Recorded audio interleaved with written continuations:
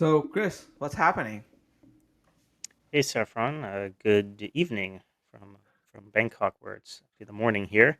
But not much is happening. Same old. Had a nice weekend. Looking forward to the rest of the week. Had a productive start to my Monday. Life Nice. is lifing. How about you, Saffron? What's up? How was your weekend? That was good. I had a very packed weekend, I would say. I was with my friend's kid. He had a baseball tournament on Friday, on Saturday, sorry. And then I was there over there. Saw a couple of my friends and we went for dinner. And then Sunday, we had some people coming to my house and I cooked some food. And well, surprisingly, it came out good. And we had a good time. A couple of people, and my friend's wife is pregnant with the second baby, so I was like, they were excited. So yeah, and then we were People talking about. filled. Sorry. Yeah. How was your? You were you were in Laos, right? Yeah, yeah. So maybe How my was that?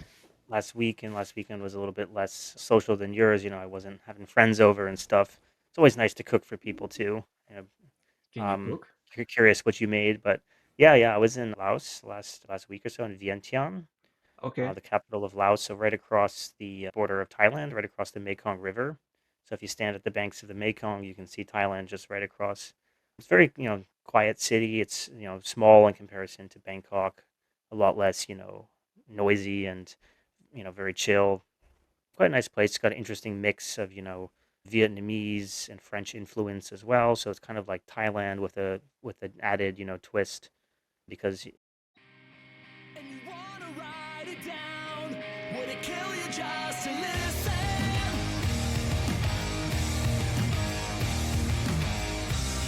And you wanna sell it out with the words out of your position.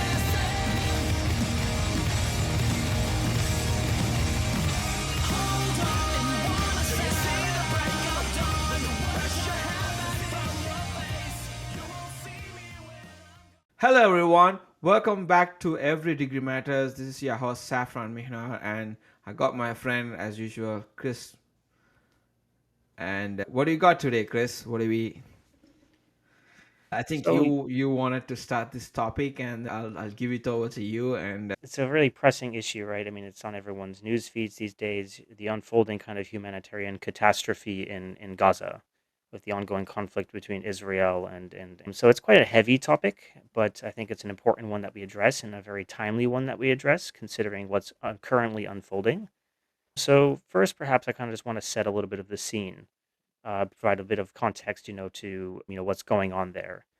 And the first thing I want to say is I think regardless of your politics, regardless of, the atrocities that took place on October the 7th, regardless of your views on Israel's right to self-defense, regardless of the nature of Hamas, regardless of all of these things, let's just first simply acknowledge that human beings are suffering in Gaza.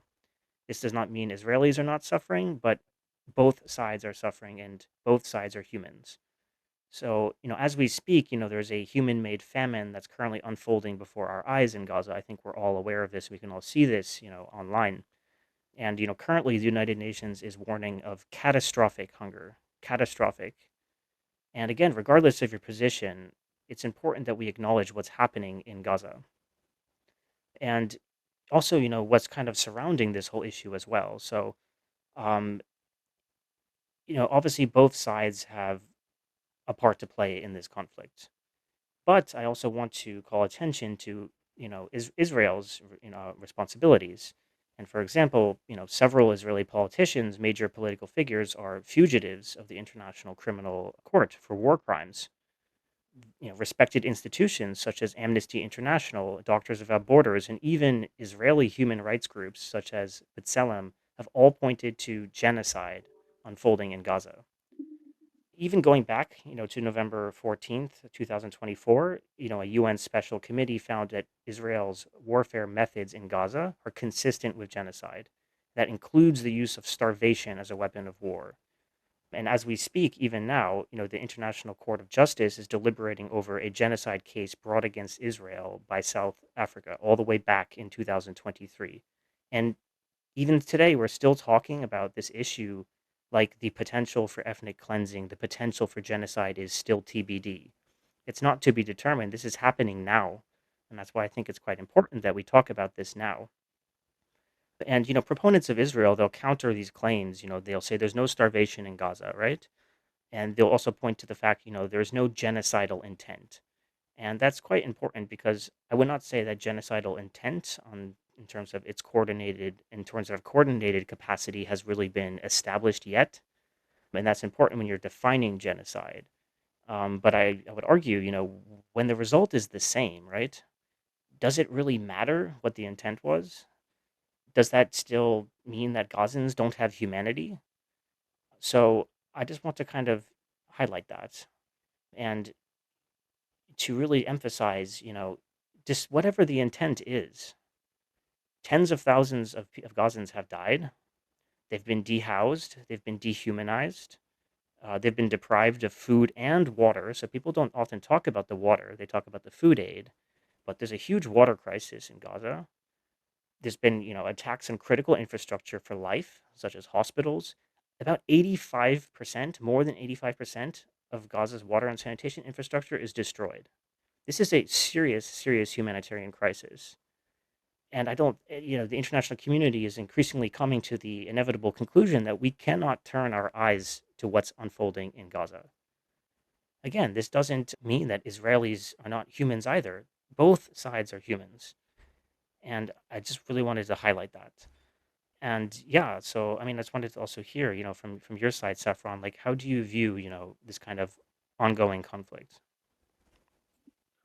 Well, it's an interesting conflict because to start off with, it's a conflict based on God who gave the land for God for them. Is it for the Jewish people or to the Muslims people? So that's really hard when you go back in history. We have had wars in history like World War One, Two, the Vietnam War. It was all based on land. It was all based on identity. It was never based on religious belief. And this is the first time in the modern history we are seeing the war is happening based on religious belief on either side. I'm not here to say which side it belongs to, but I could say that because of that element, the willingness and also the strong will to fight is more than a normal war. Let's say, take Ukraine and Russia.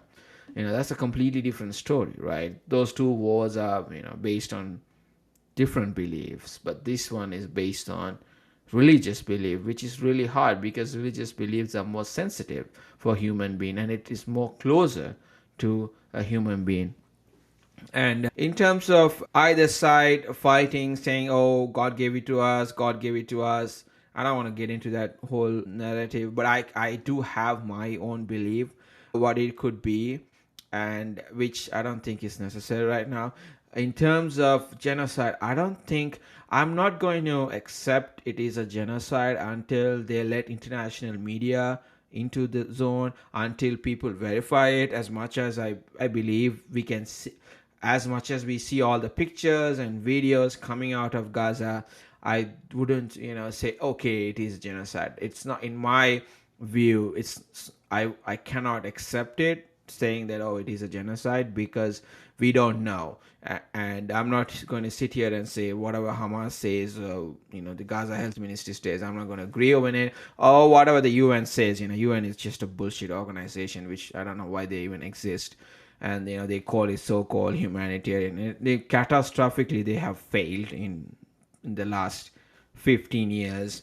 I have had it's a good institution. It was a good institution, but then again, it lost its moral values in the last 15 to 20 years.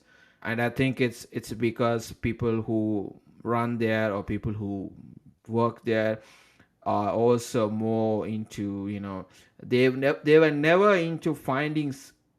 They were never into finding, or they were always into finding a problem, but they were never into completely solving the problem. That's how Hmm. I saw it. Right. I think we can And get to the UN's role again a bit okay, later. I think there's a lot so to unpack there. okay, yeah, there's a lot to unpack there. So I don't think so right now. I'm not going to say yes, there is a humanitarian crisis. I'm not going to deny that, but I wouldn't say it's a genocide. Right. And I think this kind of goes back to the point I was trying to make. So whether or not it's technically a genocide, right? People have still come to the conclusion that many of the ways that Israel has conducted the war is consistent with genocide. So I would argue that, if the results are similar to a genocide, right? Is it really all that important to put the label on and say, like, this is technically a genocide? I Well, we don't know.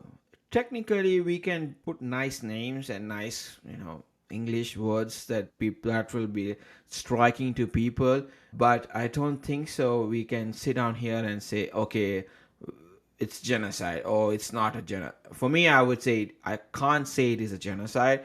Why? Because we haven't had any independent outlets or media or any group that goes and says, done some research. Maybe once they open up for everything, maybe it could be a genocide, but I don't know. So I'm not gonna. That's something Yeah. technically. I mean, we're not It's like lawyers, right? So, I yeah. mean, We're not there's that lawyers, to consider anyways. as well. But We have degrees in um, sustainability. yeah, yeah. So, I mean, and as you said, like there needs to be more verification, but that's part of the problem, right? Like as I understand, Israel hasn't allowed that kind of access for honest reporting and verification. Yeah, that's right. I'm so pissed at them. They should have let international media, they should let prominent figures like Piers Morgan or other journalists into Gaza and let them verify. And it's people always come up this excuse, oh, it's going to be the safety of the journalists. Come on. We had people in Iraq, we had people in all over the places. So Yeah, exactly. it's not Mm, something mm, to be complicit about. And the other yeah. thing it is that people always say the other conversation that comes up is to the proportionality. If you want to dive into that, if that's something. Yeah, I mean, I think proportionality is central to this because, so for starters, very few people, at least that I know of or have heard, are denying Israel's right to self-defense in response to the attacks of October 7th, right? But then the issue of proportionality really comes into question. And that also comes into, touches upon, international, law in terms of how you can conduct war because proportionality is important. And that conversation also came into play when, for example, Donald Trump authorized the military strikes on Iran's nuclear facilities. Because there was the very real potential for contamination to have been released from those nuclear sites, which would have had potentially very widespread impacts on the human population. So people were saying this violates the international standard of proportionality because there was no immediate threat to the United States, but there was an immediate threat to potentially tens of thousands or hundreds of thousands of Iranian, civilians. So that's just kind of, one of the recent examples of proportionality coming up in the conversation. But yeah, I mean, it's central because I think people are increasingly coming to their own conclusions that Israel's response is just simply not in proportion to what was at hand. It was absolutely atrocious what happened. Nobody denies that. But the since then, the impacts have been more or less one-sided. I mean, of course, Israel still had losses, but the humanitarian toll on the Gazan people is just not in proportion. And I don't see that Israel's response has been effective. I mean, the hostages have not been released, and the way it's going, it just seems to only end in one conclusion, and that is the removal of Palestinians, the removal of not just Hamas but Palestinians from Gaza. That kind of seems to be from me, and again, I'm not an expert, but this just seems to be to be the inevitable conclusion. I mean, that's another great argument people are having. So, what's the day after? What's the day one? I mean, the Netanyahu government has completely failed in bringing up the hostages back to Israel, and so many of them have died, unfortunately. and also where is the plan, what are they going to do after October, after the war ends. And then also people also need to understand they have not destroyed the ideology. The ideology has grown. Imagine, if you have your brother is killed or father is killed, and every there is. I saw a report recently, for every one person the Hamas terrorists have died, there's 4 people have been recruited, some ratio. So that means it's growing. So it has failed completely, dismantling or destroying Hamas, rather than it has gone too much further. Like, but it also can be perceived in a way, because the way, like Ben Gavir, or some of the finance minister or the national security advisor in the Israeli government, when they talk, it sounds like genocidal language, and then it's or ethnic cleansing, move out everyone. And 3 weeks ago, that's what he said. So if you look at, well, why are they there? Why are those people still in the cabinet? I heard people saying, oh, they are not in the cabinet, they could not be. But I think if I was Benjamin Netanyahu, I would just fire them. But the other problem he has is that he would lose the majority, and then he would also lose the the citizen, the being a prime minister, because the coalition, he has to make the deal with the devil to run to become the prime minister. And if you look at prime minister, he's a great guy, and he's a far right, he's a right wing politician. But when you look at some other people in his cabinet, they are far right. So that's the problem. When you have far right, when you make the deal with the devil, sometimes you have to go with the devil. Some of the stuff which even if you don't like it, and which Yeah. I think that's what has happened to him. And Yeah. I think, on the other hand, like you said, if you look at the way that the war is being conducted, it could sound like, people are being, they wanted to move out people. But then again, imagine like if you're an Israeli, and imagine if you are living in fear as well. If you go back, they were the Holocaust survivors. They Jewish people have been terribly, impacted in the last 80 years or so by lot of history. And I think only in the last 8 years they have been living a good life, with all these atrocities that happened to them.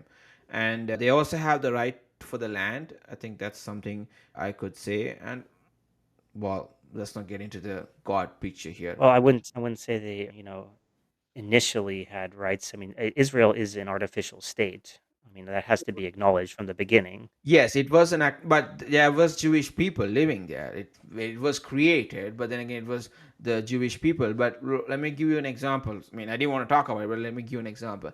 So, according to Islam and Judaism, so I think there was King David back in the day. There was, well, it was a story. Then they were asking him, like, why aren't we getting the land? So God's understanding, or his, what do you call, terms of conditions of who is going to own the land, depends on how religious they are. It's explicitly said in both the side, in the Palestinian, in the Islamic world and the Jewish Torah. So it says that you have to be more closer to God. So in my view, I think people who are around them, Muslims, right now, don't deserve, there are some scholars who agree with me, don't deserve the land that they supposed to be given by God. And I think maybe the Jewish people are more religious, maybe they are closer to God. I don't know. I'm not God to judge it, but I could sense it since looking at the last 80 years of things going back and forth, back and forth. And I think this war will be continued, and it's not going to end tomorrow, or whatsoever. There's going to be different ways of clashes, anyways. Yeah, and but going back to your point of God, right? So as an American, I very much believe in separation of church and state, and that's what I think is one of the fundamental issues with this longstanding conflict is the interjection of religion and identity. Religion and identities certainly have an important role in society, but I don't think it should be governing at the political, level. And that's, part of my issue. I don't have an issue with Israel. I don't have an issue with Palestine, but there is, challenges that are brought up when you have, Zionists and nationalists and people on the extremities in government. And similarly with Hamas, for example, when you have extremists in government, it's a problem. And I think what you said, making a deal with the devil, right? I don't envy people in positions of power that have to make decisions where you're damned if you do and damned if you don't, right? So sometimes, maybe it's necessary to make this quote unquote deal with the devil, but at the same time, how do you draw the line between making a deal with the devil and then becoming the devil? Well, that's an interesting argument. And well, since we're talking about devil, I just watched the movie with Al Pacino and Keanu Reeves. It's called The Devil's Advocate. Have you watched it? It's a great movie. You got to watch it. It's a great movie made in 1997. And the story of the movie is that Keanu Reeves becomes the advocate for the devil. And he goes around, Al Pacino is the devil, and he goes around and protects people for, even though if they have committed crimes, he goes and protects them. He's a great lawyer, and they make a lot of money, and then money plays a huge role in life. So that here, why power is the more element thing you need to understand. Greed and power combined plays a huge role as a human, right? So he gets so embedded with this devil, and then the story, I don't want to spoiler alert you, but it's a great story. Watch it. So for me, I'm thinking, yes, you forget to draw the line. The line becomes invisible. Why? Because you have power. When you have power, you can't just take it away. That's the reason why, if you, again, you correctly said you don't want a church and to get, what did you say? Can you repeat that? Separation of church and states is one of Yes, the and then fundamental principles of fundamental American principles. governance. But Yeah. if you go back and see what happened to the Roman Empire, what do you think happened in one word? In one word, I mean that's a Like, huge. no. I couldn't say in one word. Well, okay, Uh, so I would say time. Everything crumbles in time. yes, correct. But the Roman Empire is the church now. I believe the Roman Empire right now is the church. It's the Vatican and the whole You can church. look at it that way. Yeah. It got converted into a church. So that's a bigger problem. It's not like, oh yeah, it happened. So going back to religious belief, even Christians have the right to that land. So I think, in my belief, it's going to be in the rotation. Right now, I think it's in the Jewish people's hand. Maybe next it will go to Christians. Maybe next it will go to the Muslims. It all depends. This is, I'm not a saint, or I'm not you know a father or someone. I'm not someone who's expert in religion, but I do know for a fact God says explicitly clear that you will only, whoever the people that who's living there right now, if they are closer to me, they will deserve that land and the ownership. Yeah, but I mean, at what point do we end this cycle of ownership over the Holy Land? I mean, it's very archaic, and if the only solution is via genocide, I don't really think that's the answer. No.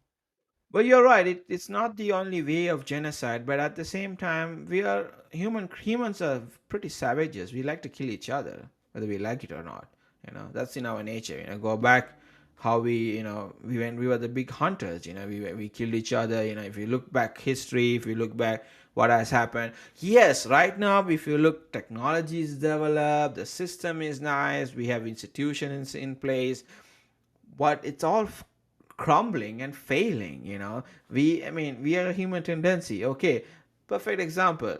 You go to the gym, come back, and every day you see this beautiful baked stuff that your wife makes, your girlfriend makes at your house. You avoid it, you avoid it, you avoid it. At some point you're gonna eat it, right? Why?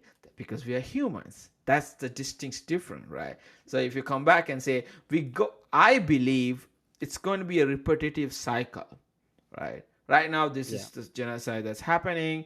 Maybe another form of things will happen till the Well, if you believe in the end of the world, yes. If you are an atheist, then that's a different story. And I think sometimes it's good to be an atheist too, because it's kind of makes everything easier. I'm not a big believer of it, but it's good to believe in God. But I'm saying is that if you're an atheist too, it won't be. If people around this war zone are atheist, it will be much easier that there won't be any huge wars. I'm just making fun out of it, but Yeah. I really liked what you said. Sorry, not to digress, but I really liked what you said about the baked goods, right? It's because this is a point of conflict with my girlfriend sometimes. She'll always buy food, like a piece of cake, and she'll leave it in the fridge for like 1 day, 2 days, 3 days, 4 days, 5 days, and then eventually I'll eat it. And then, you're like, come on. yeah, exactly. So I'm like, oh, you know what? This thing isn't getting any better. It's only getting older. So then I'll eat it. See And why? then a Because conflict happens. and she starts yelling at you. Why did you eat this crazy? You're But the supposed to thing lose is, I weight. should not have eaten it. It was her cake, but I could not help it. Yeah, So I that's think, craving. metaphorically, you can draw parallels, but Yeah, sorry guys. Next time when you see Chris somewhere, give him a nice piece of cake. He will be good for you. Just to telling to the audience who are listening to us, yeah, just be careful. Chris likes cakes. What kind of cakes you like, by the way? does it matter? I like all cakes, right? I Come mean, on, you have to carrot have cake, some. zucchini You cake, like chocolate cake, carrot cakes? cheesecake. Yeah, why not? Okay. I mean, my favorite is chocolate fudge, chocolate with coffee. Yeah, it's great, but as we're talking about cakes, we need to remember there's literally, people starving to death in Gaza. Okay. Not that Okay. that means we shouldn't enjoy cake if you can, but be grateful for that cake because some people are Yes. not getting anything. Yeah, you have to be grateful for what you have, what God has given you. You have to be blessed. You can be, you know, being blessed with food and everything. You have to be fortunate enough. People around like me, you, and a lot of other people. You have to be fearing of God. God has being blessed you with food that you have in your table. And you when you pray when you before you eat the food, right? Thank you God for giving us the food and the people who prepared it for us. And that's just a blessing. And I think, anyways, I don't want to get it, but let's get back to the Yeah, topic. but getting back to the issue, right? Yeah. So I think on Facebook you had a post on, I think it was August 2nd, where you said about 80% of Hamas shoulders about 80% of the blame for the conflict, right? So I was wondering if you could kind of unpack that statement a little bit, from your perspective, why Hamas shoulders the vast majority of the blame. Okay. Yeah. What hold on a second. The reason why I put that was because Hamas has to know what did they do what were they thinking when they had this October 7th, when they launched this attack. you know why. Let's go back in history. Okay, when they got established in 2005 and then they had the election, do you know that they killed their own opposition party to become the leading party and win the election? They rigged the election. There was no democracy. They just became the leader of those nation. And they took money from Netanyahu through Qatar, proven, right? He allowed money to come in. And why didn't they develop Gaza into the next Singapore? Why didn't they use it? Why didn't they make it like present themselves as good people? Like they were like, okay, we're gonna save people. Why didn't they let Palestinian Authority to join and work with them? Why didn't they do it with the PA? Like why? Well, yes, on the other side, it was, I believe it was the policy of Netanyahu to divide and rule policy. Kind of you divide both of them, and then they will not be friends. But you as human has to realize it. So yes, 80% of thing before. Let's say I'm in a fight with another friend, right? Another person. I'm not. If I'm not. If I'm weak, I'm not just gonna attack you unless I can defend myself and not put people around me in danger, right? So that's why most of the time I try to avoid a fight. Something happens, right? So what these morons and stupid idiots, I don't know if they're even humans, barbaric idiots, they thought, okay, we're gonna go and attack it, and they thought Israel is not gonna do anything. Come on, they're the leading army in the world, and they're so powerful, and they have America behind them. Are they going to just leave them? So what on earth were you thinking before going and attacking Israel on the 7th of October? Because Yeah, yeah. their I mean, retaliation. was going to be huge and impactful. And don't forget, they have the superpower leading country behind them, which is ready to support and supply as much as weapons they need and money. Yeah, and I think that's a lot of what the conversation has been about these days is about the intent, right? Because obviously, if you think about it as a logical human being, why on earth would they have done that?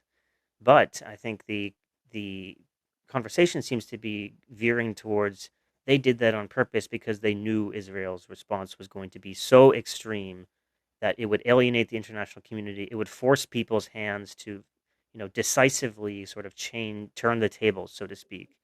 After decades of being oppressed, one swift, over the top action could decisively force Israel's hand in a way that was perhaps ultimately at the end of the day beneficial to their cause, even if it comes at the cost of Palestinian lives. And I don't think Hamas really cares about Palestinian lives. It's a political terrorist entity, right? They have their own understanding of politics and their own understanding of human life. But I think, I kind of am starting to agree with that perspective that I think it was calculated by Hamas. And I think they did expect an over the top because how else could you explain that? They can't be so stupid as to have thought this would have been beneficial to Palestinian people in the short term, at least. I mean, as of yet, we don't know how the conflict ends.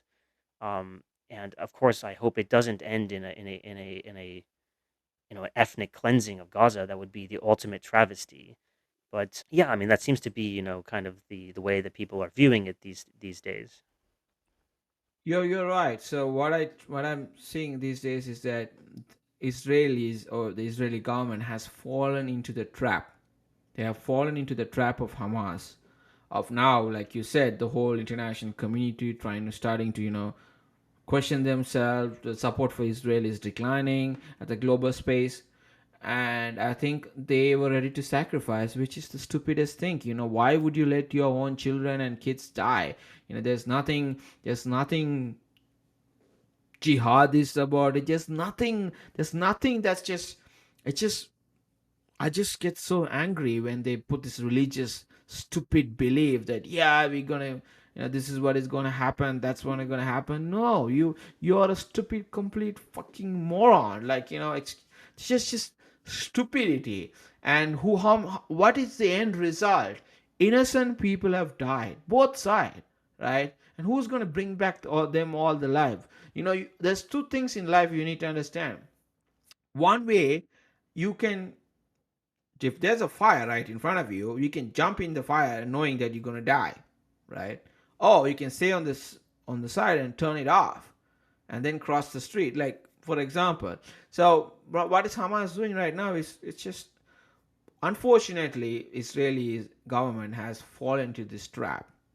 And right now, I'm afraid for the Jewish people because the support is declining from the global support because of, and again, there is no day after. The proportionality is a big question, but Yeah. And I think, that question, I think support is waning for them and rightly so, yeah. because we can all see what's unfolding.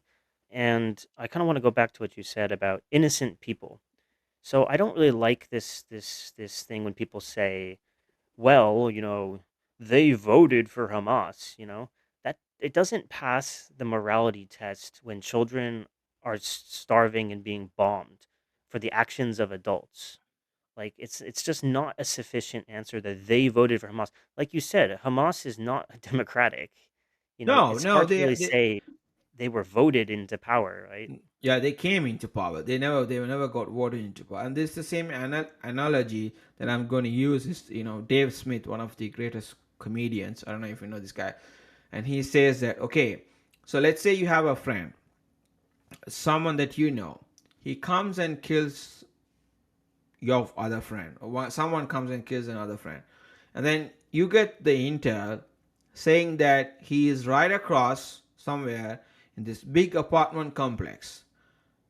Would you be willing to blow up the whole apartment complex to kill one guy that did the atrocity? And then so there you go, you have the answer for that. So that's the whole You get what I'm saying, right? So right now, it's not right to punish the whole community, innocent people. I think they might also have been forced. You never know. There are Christians in Palestine too, in Gaza. There's churches being destroyed. Like, I'm so frustrated about that too. Like, when Pope Francis was alive, he used to call that church every day, looking at what is happening, and nobody's questioning that. Nobody's asking like, oh, what is happening? Is so in my belief that you don't have the right to just go around and you know kill everybody because they are all Hamas. That's stupid. But if you are one of the most sophisticated and leading army in the world, the people now right now they are right so arguing that if they can attack Lebanon, Hezbollah, so planned 3,000 pages attack, boom, they took out all this massively Hezbollah. If you go to Iran, great strategy. They went in, they were firing, then America came in, boom, done. 12 days, everything is over, done and dusted, right?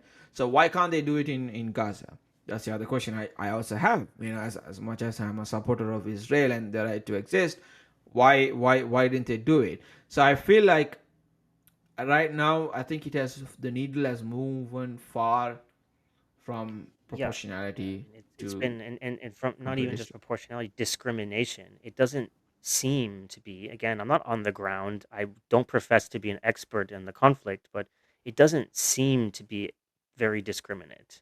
I know they say they're moving populations out, they're warning people, whatever. Again, does it matter when the end result is still tens of thousands of people are dying, all most of whom are civilians, and that you're displacing them, which, by the way, as I understand, in most contexts, is a war crime. Well, So, yeah, I think according to the Geneva Convention, it constitutes a war crime. But listen, I'm not a fan of the Geneva Convention. I'm not a fan of a lot of things because international community has tremendously failed. Look what is happening in Ukraine. People are not doing anything about it. Look what's happening in Sudan. Like, there's so many problems, conflicts yeah, around the world, and I think it's a complete disaster. yeah. And I I mean, I think, don't blame that on like the Geneva Convention. I think the convention's great. I just blame it on the people who can't yeah, of implement course, yeah. it. But let me correct it. The convention is great, but the people who are running it behind it are just being spineless people, if I may put it in that way. Yeah. So, guys, Yeah. that's go ahead. No, no, please, Saffron. No, what I'm saying is that it's funny because 80 years September marks the establishment of UN, and I also feel at the same time I think this is the beginning of the end of that institution. Yeah, and And that's why I wanted to bring this back 'cause I know there's a lot to unpack there. So, like, yeah, I mean, in case because in the case of this conflict, I mean, what do you think if you could summarize it in three or two main failures of the UN to address, this conflict and prevent this humanitarian crisis that's unfolding before us, what would you say they are? I think number one, you're asking what they could do. Not only what they can do, but also what are they not doing? Like, where are the major failures? I think they should declare Jerusalem, that whole area, as a international and have peacekeeping force and being everybody able to come and do the prayer. So that will solve that problem. And then go back and say 1967 or 1967 borders, implement that. And they should have, when they adopted Israel as a state, they should have adopted Palestine as a state. That was the biggest mistake they did it in the beginning, when they had the established the UN in General Assembly, when Israel was given the right, I mean, as a sovereign state. They should have done that way before everything else. And thirdly is that I think there has to be willingly leader. If you look at the Northern Ireland case, if you know, back in the day, people are right now talking about it and saying that you have to have all the sides of all the sides. There has to be people that are willing, the leaders have to be willing to make sacrifice, willing to take decisions that was right to humanity. So I think we need a great leader in Palestine, or the from Palestinian Authority. Abbas is an idiot. He's been there for 80 years. No election, corruption, there's so much money laundering. Everything is happening there. It's not like they are like the same people. And again, if you look at Netanyahu, he also has corruption charges. He's waiting trial in his local court, so in his Supreme Court. So I think we need people, and the UN has to also be strong, and then there has to also be American leadership that says, okay, three key things that UN could have pushed. And I think the best chance was when Clinton and Arafat was there. That was the best chance when Clinton was the president. And I think UN should have pushed it more at Camp David, and being able to that. I think that's where they came closer to getting a statehood, and I think they missed that opportunity. And hopefully, there's another opportunity that is there. But in terms of UN, I think they should take over the whole Jerusalem in peacekeeping and declare as an international site, so where anyone can come and anyone can go. There's peace in it, and people can worship. And then also on the other side, give back the land that on West Bank. What has happened, and UN should do it. But can the UN do it? No. That's my answer. And will they do it? No. Do they have the capacity to do it? No. So that's another answer that I Yeah. could also give. Yeah, I mean, there's a lot I could probably reply to that, but I don't think we have time. But I also wanted to ask you, Saffron. So, as I understand, you're not a huge proponent of statehood for Palestine. So, from my side, I am a proponent of statehood for Palestine. The vast majority of countries already recognize Palestine. And I kind of just I mean, I wouldn't be super thrilled, if Hamas was the government of a new state of Palestine. But I mean, I think let's just look at that as a separate issue. I wanted to kind of get down to some of the basics, right? So, as far as I can see, Palestine meets all the basic criteria under the Montevideo Convention on the Rights and Duties of States for statehood under Article 1. They have a permanent population, they have a defined territory, they have some form of a government. You can debate on whether what that government looks like, but they have a government, capacity to enter in relations of other states. So they meet all the basic criteria. So just looking at that, why shouldn't they be entitled to statehood? Well, I'm not saying they shouldn't be entitled for the statehood forever, but they are entitled for, but not right now. So let's make that distinct clearly. So if they fall into those categories, but again, who made those categories? I'm not a fan of those things, but whatever they came up with. What I'm saying is that they cannot have an Iran-backed terrorist group running Gaza, and a Palestinian Authority which is stupidly, they don't have so much corruption, never had election. So you can't have, if you give the statehood right now with how they stand still, it will be a big disaster for Israel and the region. So I don't believe right now. Why? Because there is no democracy right now. There is no proper elections. There is no marked territory, because in West Bank it's all over the place. Well, there is also the capturing of the land by the Israelis in West Bank, which is, I'm so against it, which is so not the right thing to do. But in terms of statehood, I think they should. I believe in two-state solution, but I don't believe it now, because this is not the right time unless Hamas dismantle itself. And I saw only now, after 2 years, I posted this as well. All the Arab states are coming together and saying, you know what? Let's asking Hamas to step down and demilitarize and leave, where they should have done it in Yeah. 2005. And that's the part of the problem, right? There's never an easy answer to these questions. I think there's an easy answer to this question. The easy answer to this question is that all these Arab states should stop acting in stupidity and say, you know what? Let's just make sure. There's so much potential. It's Gaza is. I mean, I liked when Trump said you can make it the Riviera of Middle, like the French Riviera of the Middle East. It's a beautiful place, and you could make a lot of things. It's just that people don't want to do it. People don't understand this. There are so many Arab countries hate Palestinians too. They hate that people around. There is doesn't mean everybody likes them. it's just a, only now, there is no Right. proper sympathy in my understanding. This like not like, because they are all Arabs, we have to be sympathetic. I don't think that exists to the level Yeah, where no, I mean, I'm it not should. seeing like huge support for Palestine across Arab countries in the world. I'm wondering if the unfortunate scenario unfolds where they have to be taken out of Gaza, physically removed from Gaza, which I really hope doesn't happen. Where are they going to go?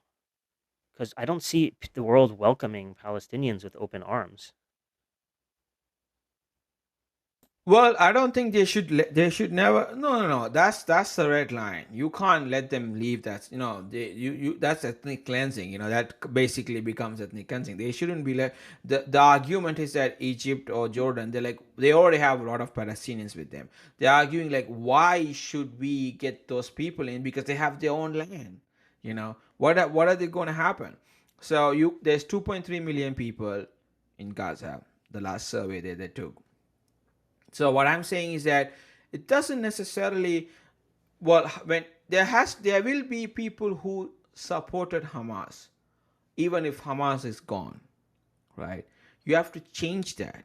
You can't. The only way to change is to bring education system in, to bring, to open doors, to have a democratic elected leader over there. Those are the things that can do. They can't necessarily. I mean, I wouldn't blame the Arab countries. Why should they take?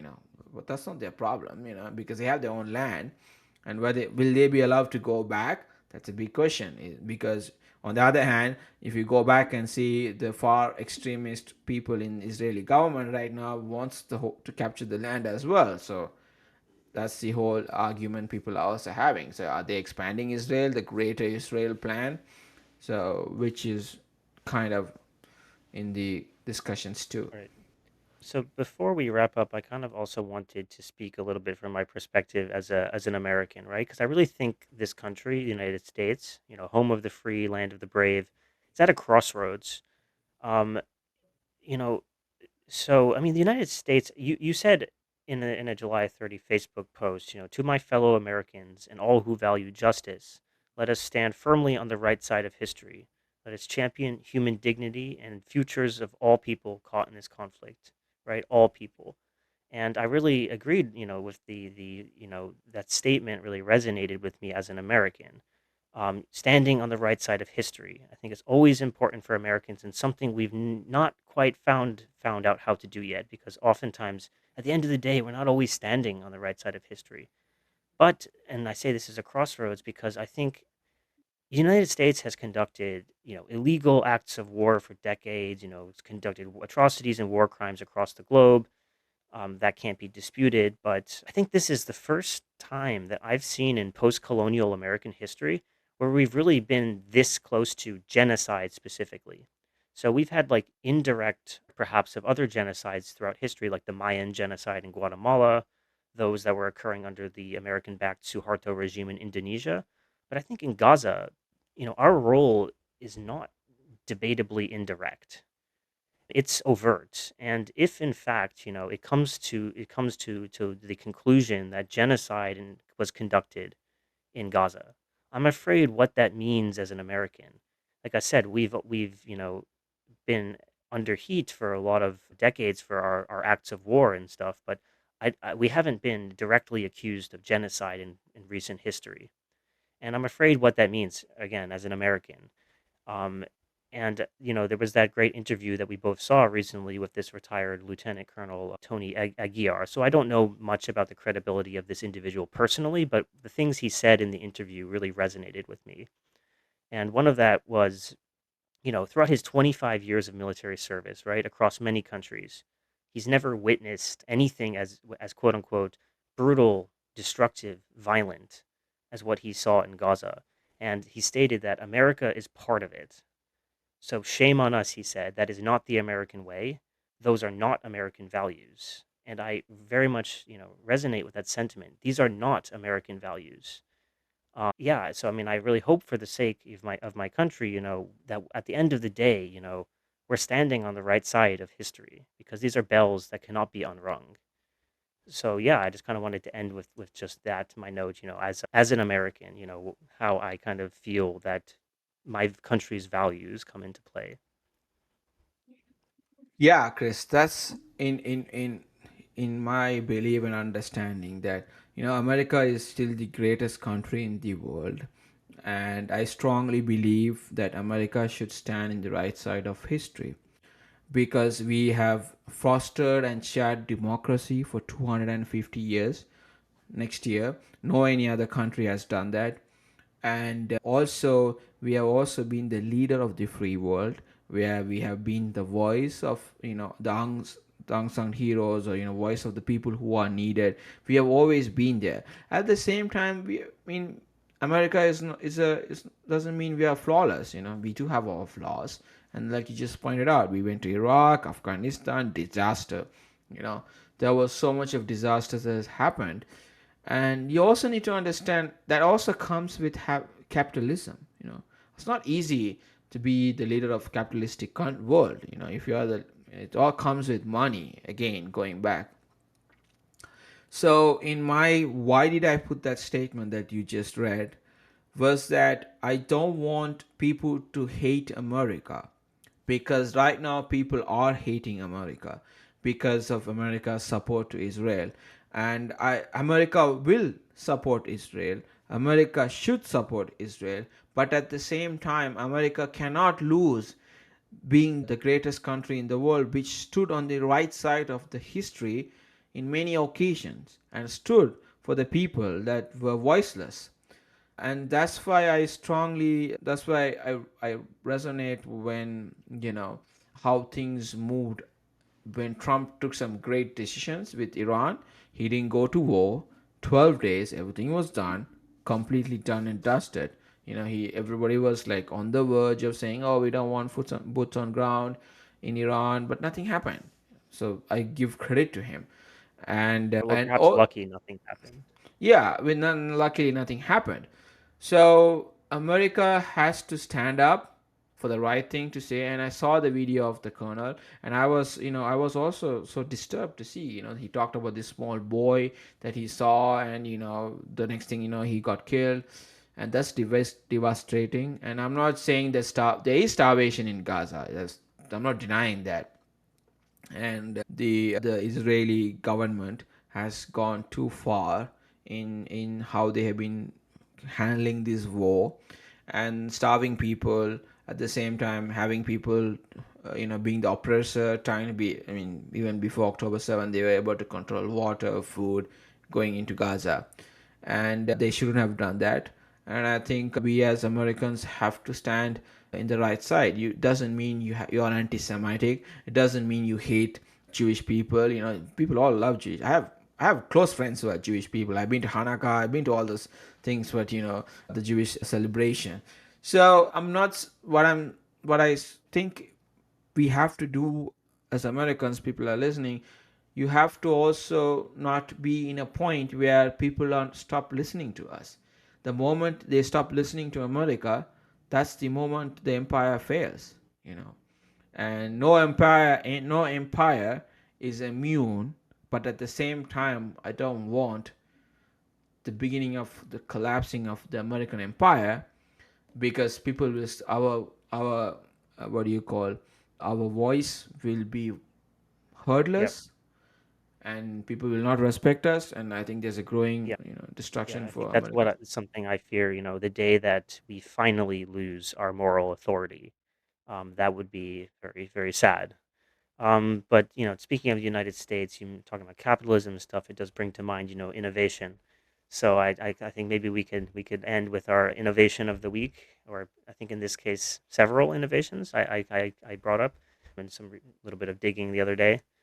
So in the context of Gaza, right? So this for many decades it's been a very unique, development situation there, and oftentimes challenging situations give rise to very innovative solutions, oftentimes by necessity, right? So I came across there was this Gaza. Maybe I'll share my screen. So there was this something called Gaza Response Innovation Lab, which was an initiative by Oxfam and I think with other organizations like Save the Children and World Vision International. So essentially, in 2022, it was set up, right, with the aim of, quote unquote, ensuring innovation is integrated within the local humanitarian context and improving and transforming how response unfolds, from early recovery and resilience building to supporting cross-industry innovations to solving, locally identified pressing challenges.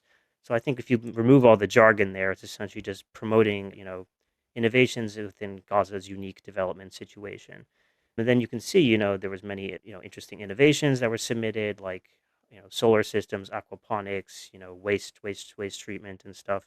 Very practical, solutions. And I think, unfortunately, as far as I can tell, since this was going back in 2022, I'm not sure this is currently ongoing given the situation.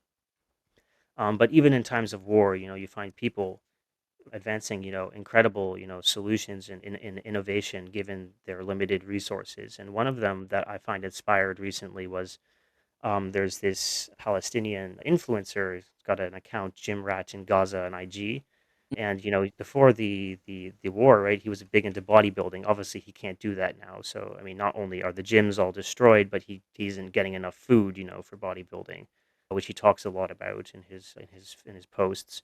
But he's still finding ways to do his workouts. Using like different equipment, like you can see here, like water jugs as exercise equipment.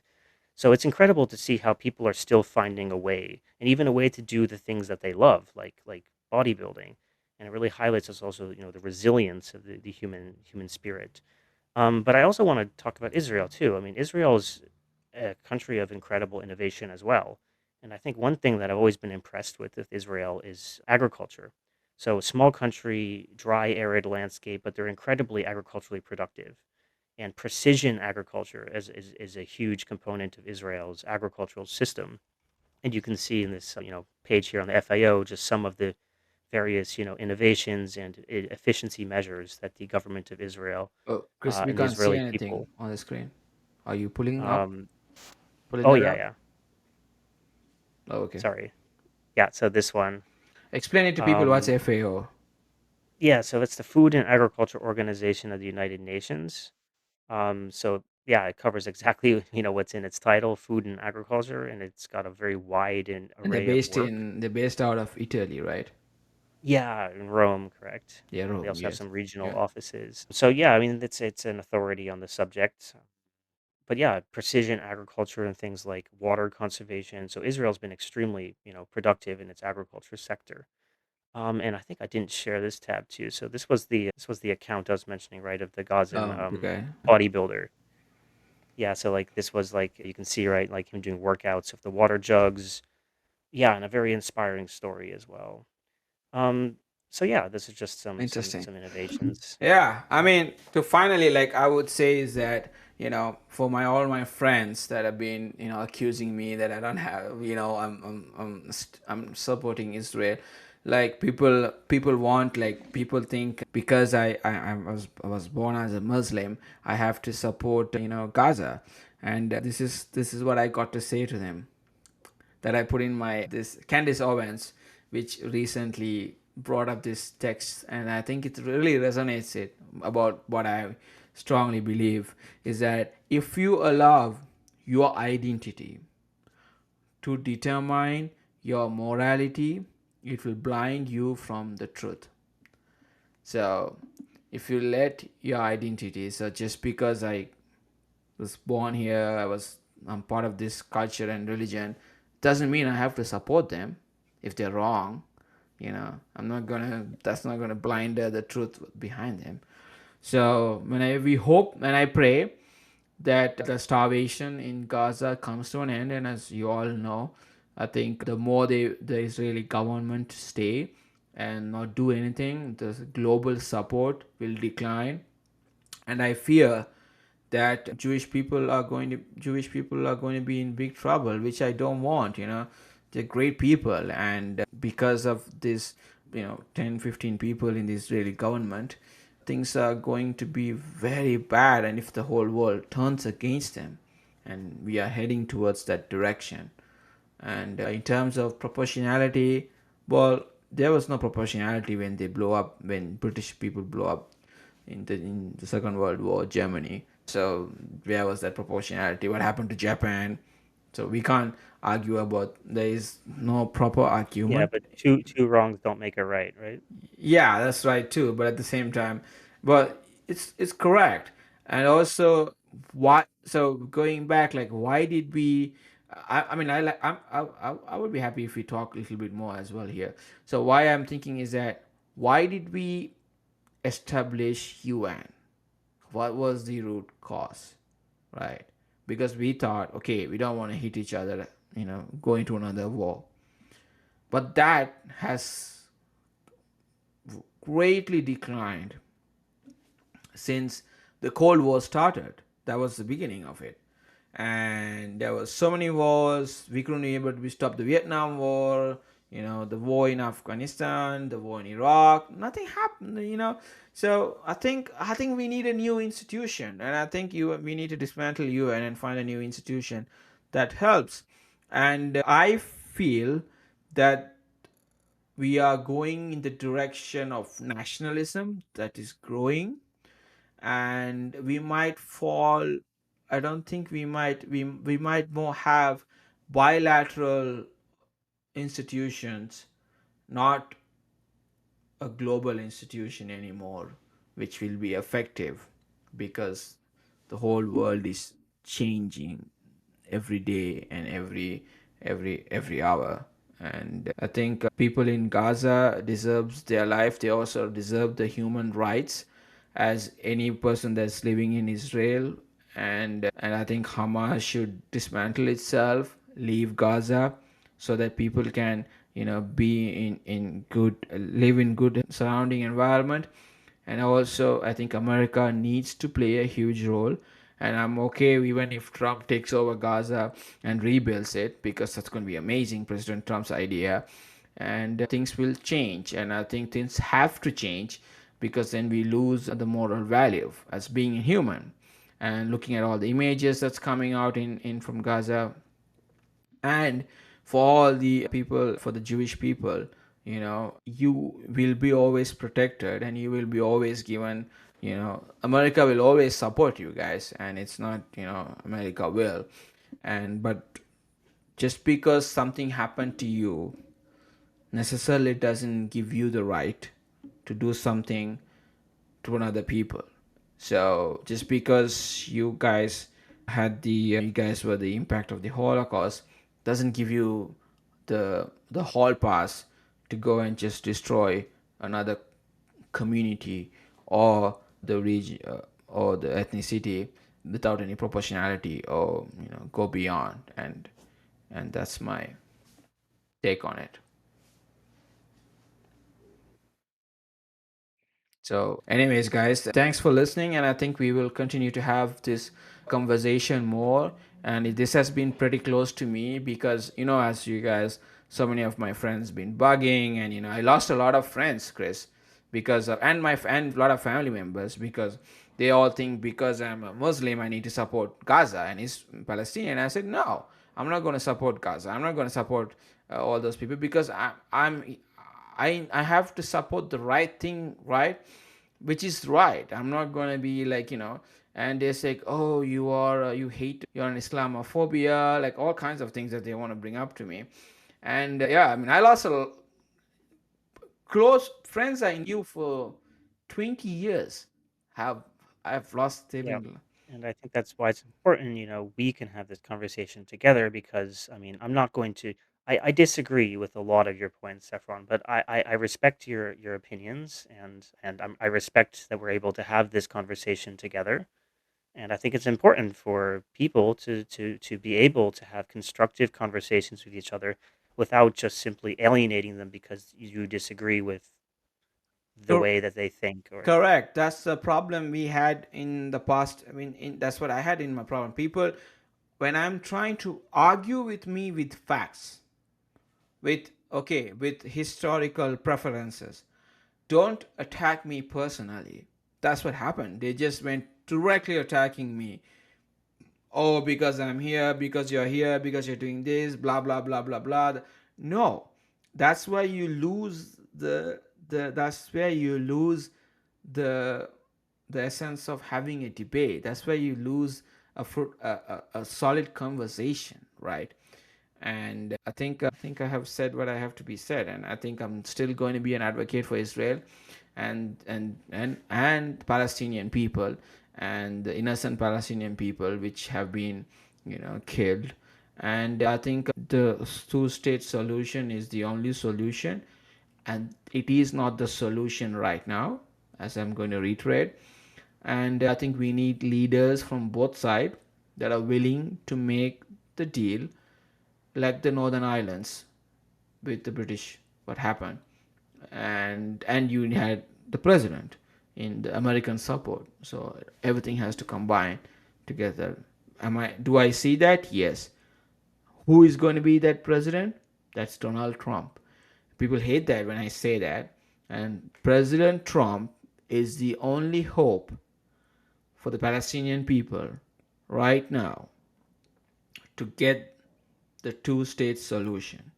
And nobody else on earth can do it in today's things what's happening. So that's my take on it.